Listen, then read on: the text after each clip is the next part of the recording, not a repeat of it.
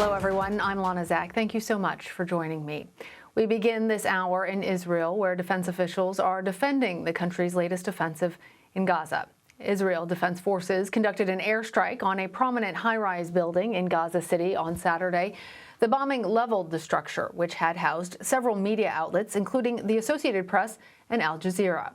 Israeli defense officials claim they have evidence Hamas used the building for military assets. Civilians inside the building were given an hour to evacuate before the missile struck. The White House has not issued an official statement on the attack. However, President Biden spoke with Israeli Prime Minister Benjamin Netanyahu and Palestinian President Mahmoud Abbas earlier today. During his call with Netanyahu, Mr. Biden voiced support for Israel's right to defend itself from Hamas and other terrorist groups in Gaza. He also raised concerns over the growing number of civilian casualties. During his call with President Abbas, Mr. Biden discussed plans to strengthen U.S.-Palestinian relations. He pointed to the revitalized efforts by the U.S. to provide support and assistance to the Palestinian people. He also stressed the need for Hamas to cease firing rockets into Israel. At a news conference on Saturday, military officials said chances of a ceasefire between Israel and Hamas are dwindling. A ceasefire now will just help Hamas to recover, and we'll end up with the same situation that we were in the day before the operation, or the day before this conflict began, which means that Hamas will have the opportunity to start a conflict, a military conflict, whenever they want, and they will have the opportunity to launch missiles on Israeli citizens and terror attacks on Israeli citizens whenever they choose. Barak Ravid joins me now. He's a diplomatic correspondent at Walla News in Israel and a contributing correspondent for Axios based in Tel Aviv. Thank you for being with us, Barak. So what new information did you learn from that press, or were there any new details that surprised you? No, I don't think, at least to me, there was nothing that was new. I think that this briefing was mostly meant for the international press after this the bombing of this building in Gaza that hosted many media outlets, including the AP. And I think the Israelis were very keen on trying to first explain why they targeted this building, and second, to try and do some damage control when it comes to their the international press after what happened. Because I think that in the beginning of this operation, the Israelis was pretty satisfied with the way the international press covered what was going on in Gaza, the missile attacks on Israel, and in the last day or two, at least what I heard from Israeli officials, they were more concerned that the trend was changing. And I think that what happened today, both the attack that killed 10 civilians in Gaza, 2 women and 8 children, and this attack on this building in Gaza, I think they were very, very worried that this would continue to change the trend and that they would get a lot more critical press around the world. I think this is the main reason they did this event. I want to follow up with you on that point, because Lieutenant Colonel Jonathan Knurkes from the Israeli Defense Forces said that they have only hit military targets. In particular, he responded to questions about that building that houses so many international media outlets. He said regarding that Hamas has embedded their operations inside civilian buildings. What did you make of his response, and also the fact that he said that they could not provide any additional evidence to back up those claims at this time? Well, first, there's one thing that I should say in the colonel's defense, and this is that when he says that they're only targeting military facilities, he's right. That's their intention. The intention of the IDF is to target only military facilities. The only problem is that in a place like Gaza, that is very, very small, and when the population is so dense, it is almost impossible to engage in airstrikes without hitting civilians. And this is why every Israeli operation in Gaza ends with a big number of civilian casualties. And at least in my opinion, it's of course that the intention matters, okay? But still, the fact, even if it wasn't the intention and so many civilians are hit, this is a major concern. And we also heard the colonel arguing that Hamas has actually been responsible for killing several of their own people in those civilian deaths with rockets that misfired. What more can you tell us about this? Yeah, that's a claim that the Israeli military has been making for several days now.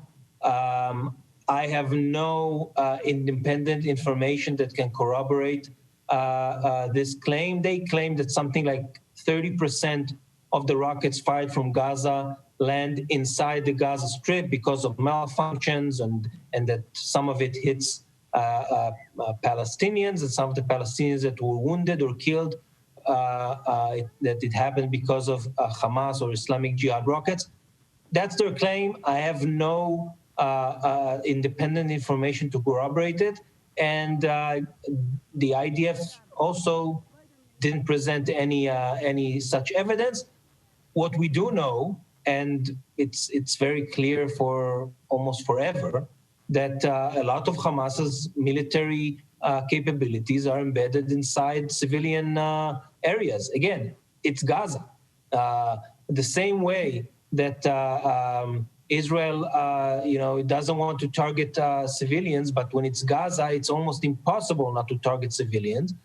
The same way, when Hamas fires from Gaza, Hamas knows that he's doing it from populated areas. And I think that there was a lot of evidence over the years of rocket launchers that were found inside residential buildings, inside, sometimes there were rocket caches inside UNRWA schools in Gaza. So I think that, again, both Hamas and Israel, at the end of the day, are engaged in military activity that harms Palestinian civilians. And this is the tragedy in Gaza, that you have a very large population of almost 2 million people, that most of it is not involved in the fighting. But it's still suffering for many, many years, and with many people wounded and killed. And I want to follow up with you on that point, because President Biden spoke with Israeli President Benjamin Netanyahu and the president of the Palestinian Authority, Mahmoud Abbas. In both calls, he expressed concern about civilian casualties, and he also expressed his commitment to a two-state solution. How realistic is that last point, and what role might the U.S. play in brokering peace? Well, first, it's not realistic. I'll tell you more than that. The phone call between Biden and Abbas, that it took, almost 4 months for this phone call to take place, which is, in my opinion, quite odd. President Trump called Abbas after 2 months. For Biden, it took 4 months. Very, very odd. But President Abbas has no influence whatsoever on what's going on in Gaza. He is totally irrelevant. And this call with him that, I think it's important, but it has nothing to do with the current crisis in Gaza. It does have a lot to do with tensions in the West Bank and in East Jerusalem. Those are two places that Abbas can play a major role in trying to lower tensions and de-escalate the situation. Palestinian security forces are under his command in the West Bank, and they can contribute a lot to de-escalating the situation. But I think that what we saw in this call with Biden is that the U.S. slowly but steadily is putting more and more pressure on Israel to end the fighting. It's not a lot of pressure.